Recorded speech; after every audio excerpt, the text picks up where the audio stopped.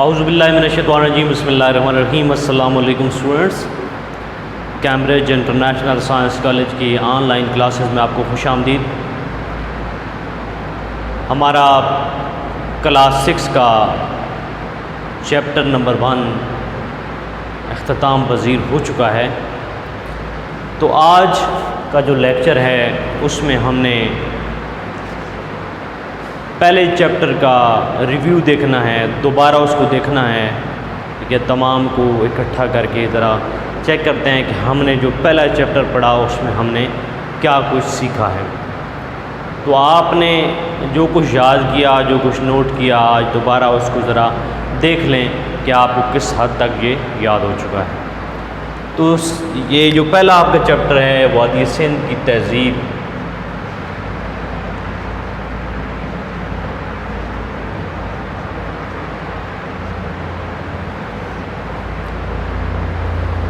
Student آپ کو یہ بتاتا چلوں کہ براعظم ایشیا کے اندر جو 4 بڑی قدیم ترین تہذیبیں، جو بہت پرانی جو تہذیبیں دریافت ہوئیں، ان میں سے ایک تہذیب دریائے سندھ کی تہذیب۔ اس کے علاوہ سمیری، عراق، ایران، یہ جو ہے وہ تہذیبیں دریافت ہوئیں، اور اس کے بعد یہ چوتھی بڑی جو قدیم ترین تہذیب ہے وادی سندھ کی تہذیب، وہ دریافت ہوئی۔ اب وادی سندھ کی جو تہذیب دریافت ہوئی، اس کو دریافت کرنے والا جو ہے وہ سر جان مارشل۔ جب کھدائی کی گئی 1922 میں، 1922 میں جب کھدائی کی گئی، تو کھدائی کے دوران جو ہے یہ آثار اس تہذیب کے ملے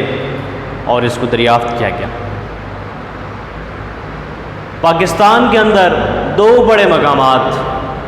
جہاں پہ اس تہذیب کے آثار ملے ہیں، اور مجموعی طور پر پاکستان اور مغربی بھارت کے اندر جو اضافی آثار ملے ہیں، 1500 سے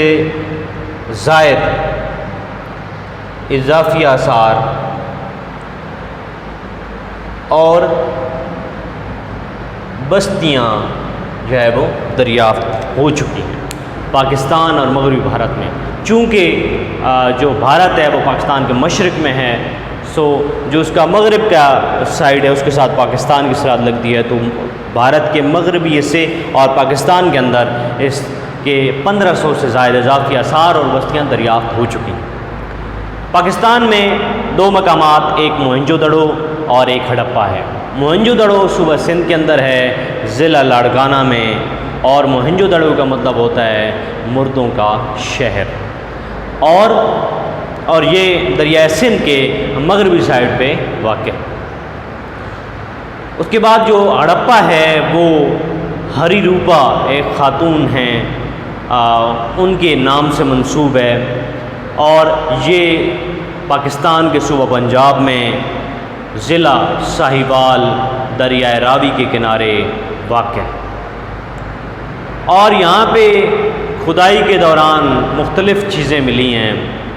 ٹھیک ہے جی، زیورات جو کہ سپیوں اور موتیوں سے بنائے گئے۔ اس کے علاوہ یہاں سے کھدائی کے دوران مٹی کے برتن ملے، موریں ملی جن کے اوپر کوہان والے بیل کی تصویر ہوا کرتی تھی، اور اس کے علاوہ یہاں سے فصلوں اور پھلوں کے آثار بھی ملے ہیں۔ فصلوں میں جو، جوار، السی اور اس طرح کی چیزیں جو ہے وہ ملی ہیں، اور جو پھل ہیں ان میں کھجور ہے، کیلا ہے اور انگور، ان کے آثار ملے ہیں۔ تو یہ پھل بھی، سبزیاں بھی، اور اس کے علاوہ کھدائی کے دوران یہ معلوم ہوا کہ یہاں پہ جو رہائش کا سسٹم تھا، جو اونچی جگہ تھی وہاں پہ امیر لوگ رہا کرتے تھے، ان کے گھر بڑے کھلے اور کشادہ ہوا کرتے تھے، ان کے گھر میں واش روم جو ہے وہ الگ سے بنایا ہوتا تھا، بڑے بڑے کمرے، اور کمروں کی کوالٹی میں یہ تھا کہ وہ ایک تو وسیع تھے، ہوادار تھے، ٹھیک ہے جی، اور تاکہ روشنی کا اور ہوا کا آنا جانا جو ہے وہ رہے۔ اور اس کے علاوہ جو لوگ ملازم تھے ان کے لیے کوارٹرز بنائے گئے، ٹھیک ہے، کوارٹر بنائے گئے تھے الگ، اور جو غریب لوگ تھے، جو کسان تھے، جو مزدور تھے، ان کے جو گھر تھے وہ تھوڑا جو امیر لوگوں کے اونچائی پہ گھر تھے، اونچی جگہ پہ، ان کے تھوڑا پستی کی طرف گھر تھے، اور ان کے مکان جو ہے وہ تھوڑے تنگ تھے، یعنی چھوٹے مکان ہوا کرتے۔ اس کے علاوہ ان کی جو درمیان میں گلیاں وغیرہ تھیں، گلیاں بھی اس طرح سے تھی تاکہ وہاں سے گدہ گاڑی جو ہے وہ گزر سکے اور سامان جو ہے وہ لایا جا سکے۔ اس کے علاوہ جو مردوں اور عورتوں کو جو کام ہے وہ جو ڈسٹریبیوشن کی گئی، تو مردوں کے کام جو ہوتے تھے وہ صنعت کاری ہوتا تھا،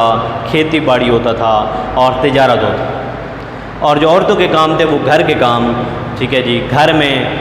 کپڑا بننا، ٹھیک ہے جی، آٹا پیسنا، یہ ان کے کام تھے،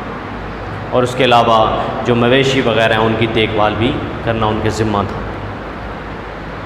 تو اس کے علاوہ ان کے جو آثار ملے ہیں، دوسری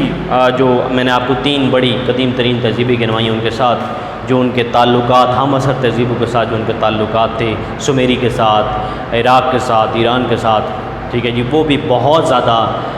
بہتر تعلقات تھے، ٹھیک ہے جی، اور باقاعدہ طور پہ جو ہے وہ ریٹرن جو ہے وہ سب کچھ ہوتا تھا، اور ان کے ساتھ جو ان کے تجارت ہوتی تھی وہ مال کے بدلے مال تجارت ہوتی تھی، مال دیا اور مال لیا، اس طرح سے ان کی تجارت ہوا کرتی تھی، اور وہاں سے آثار بھی ملے کہ یہاں سے چیزیں وہاں پہ جاتی تھیں۔ تو اس کے علاوہ جو ہے وہ اس کھدائی کے دوران یہ پتہ چلا کہ ان کے پاس ہتھیار بہت ہی کم تعداد میں تھے، یہ پرامن لوگ تھے، مہذب لوگ تھے، امن پسند تھے، ان کے پاس سے جو ہتھیار ہے وہ بہت کم تعداد میں ملے ہیں، اور وہ جو کم تعداد ہے وہ یہی سمجھا جاتا ہے کہ یہ جو ہتھیار ہیں یہ صرف اور صرف جو ہے شکار کے لیے استعمال کیے جاتے ہیں،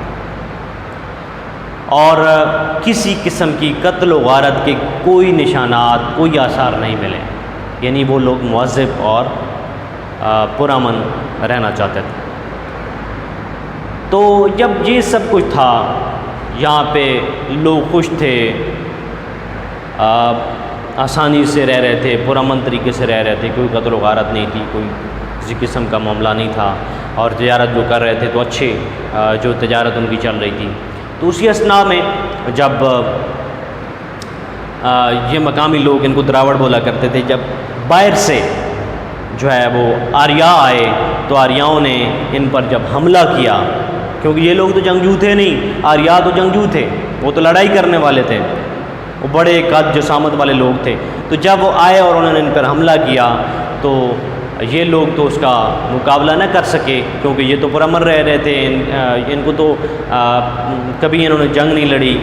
ٹھیک ہے، تو پھر کیا ہوا کہ یہاں سے انہوں نے ان کو جنوب مشرق کی طرف دھکیل دیا اور آریاؤں نے خود یہاں پہ قبضہ کر لیا۔ تو یہ تھا تھوڑا سا ریویو اس تمام چیپٹر کا، تو امید ہے کہ آپ کو اس کی سمجھ آ گئی ہوگی، اور انشاءاللہ تعالی کل ہم پھر اس کو آگے سیکنڈ چیپٹر کو سٹارٹ کریں گے۔ تو آپ دیجیے اجازت، اللہ حافظ۔